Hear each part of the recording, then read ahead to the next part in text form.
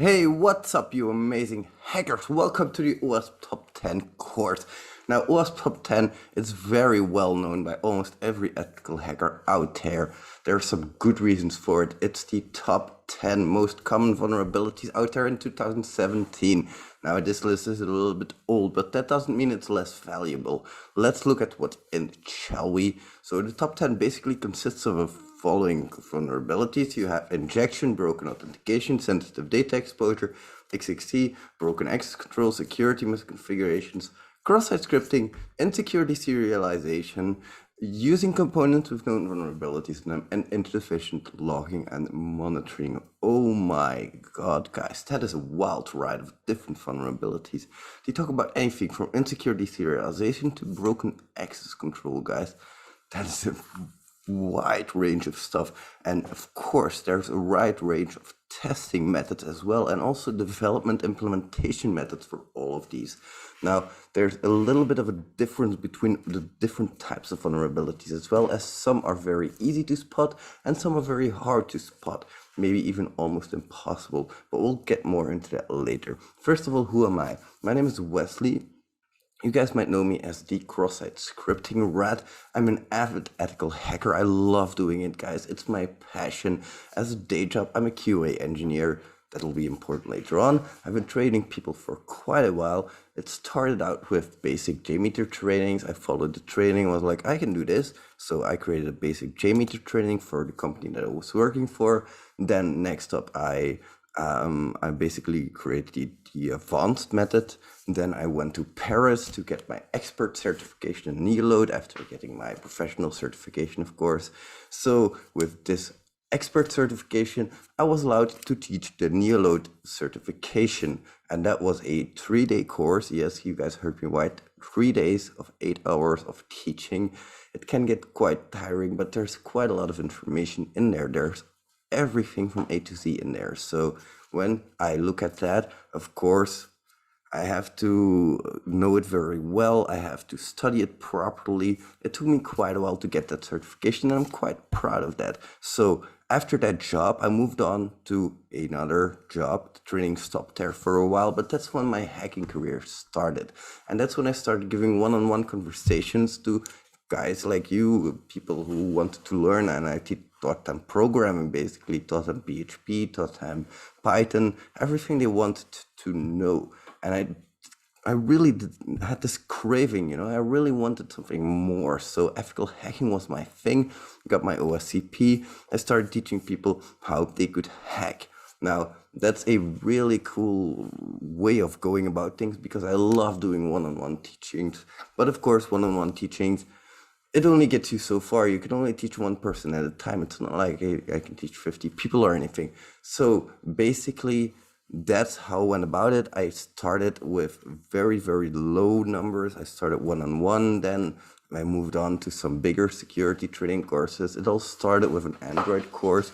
And in that Android course, I'm going to be super honest with you guys. I copied some screenshots over from a Medium article instead of executing the commands myself.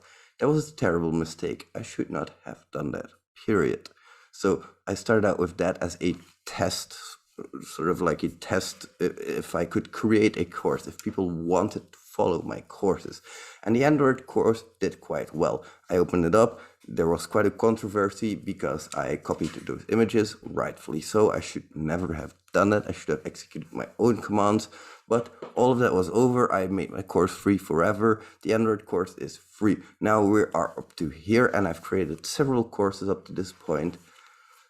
Let's get a little bit into my background, shall we? So basically, it was like my goal to get into the Integrity Top 20, and that's what I did. So it started out with HackerOne. That's where I started. I saw all of these big bug bounties, and I saw the pen testers in my company, and I was like, oh my god, guys, I can do this as well. So I was like, oh, let's get some bug bounties going on. But it's of course not that easy. I reported some crap vulnerabilities, and every hunter will probably report some bad vulnerabilities, especially in the beginning. Now, the problem was that I reported several bad vulnerabilities in a row and one that was a duplicate. So that didn't count to up my karma very much. It was just a duplicate. I had negative karma at that point. So I couldn't report to my favorite program anymore, which was a real shame because that's where I found the cross-site scripting. And I was sure there was more to be found there. So that's when I moved on to integrity. There, in a very short span of about 3 months, I reported 25, 30 bucks. That made me a few extra monthly salaries. And I really appreciated that money, of course. But I have to admit, of course, I am no Jason Haddix. Of course, I am no Nahum Sek. I am not like one of these big names in the industry. But that doesn't matter because, guys, what I've done is I've created my own methodology. Where other people are using their tool belts, I use this, my brain. It's very important for me to hunt for myself with my own manual interactions with the website. It's very important to me because if you use automation misses a lot, and a lot of people don't know how to properly set up their automation either, which is going to make the problem worse. So, in my opinion, I started out with my own path. I started walking my own path. It started out really easy. I went from cross-site scripting to IDOR to broken access control. Reported everything that I could find. Still reported some bad vulnerabilities, but the very nice people at Integrity were very understanding, and they just said, "Hey, this and this and this is what you did wrong." Even up to this day, even recently, I've made a mistake, and it happens. So that's me. That's pretty much all about me to know. This is my job, this is my passion, this is my life. I'm also a QA engineer as a day job where I lead a lot of people. At the moment, it's only 3, but that's not a lot, of course. But for a test lead, it kind of enables me to find where the vulnerabilities are going to be because I know where the bugs are going to be. If I wouldn't know where the bugs were going to be, that would make me a pretty terrible QA engineer, I would think. So anyway, that's a little bit about me. I designed my strategy. I crafted my strategy all around this. I deliver bullshit free hacking courses that help you put things into a different perspective because I am tired of all of these convoluted descriptions that get me nowhere. I want to have something that's understandable, that's applicable, that's maintainable. So on to the next chapter. Thank you guys again, and I will see you in the next one. Bye.